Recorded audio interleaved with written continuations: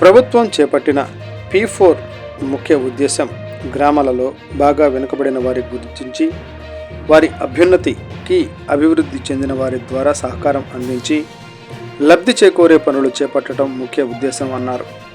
శుక్రవారం స్థానిక కలెక్టర్ కార్యాలయంలోని ప్రజా ఫిర్యాదుల పరిష్కార వేదికలో P4 విధానం పే స్వచ్ఛంద సంస్థలు, స్టేక్ హోల్డర్స్లతో అర్ధ గణాంక శాఖ ఆధ్వర్యంలో అభిప్రాయ సేకరణ కార్యక్రమంలో ఆయన ముఖ్య అతిథిగా పాల్గొన్నారు. ఈ సందర్భంగా ఆయన మాట్లాడుతూ ప్రజాభిప్రాయ సేకరణలో అందరూ పాలు పంచుకోవాలని, తద్వారా మెజారిటీ అభిప్రాయాలను ప్రభుత్వానికి తెలపడం జరుగుతుందన్నారు. అట్టడుగు కుటుంబాల వివరాలు తీసుకొని భాగంగా సెటిల్ అయిన వారి సహకారంతో వారి ఉన్నతికి చేయూతనివ్వడం ముఖ్య ఉద్దేశం అన్నారు.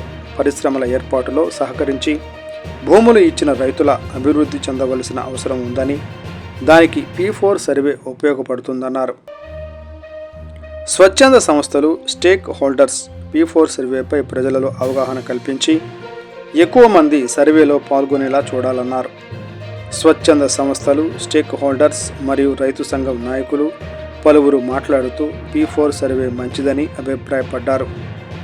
రెవెన్యూ జనరేషన్కు దోహదపడుతుందన్నారు. రైతులకు అందరకు అర్థమయ్యేలా తెలుగులో ప్రచారం చేయవలసిన అవసరం ఉందన్నారు.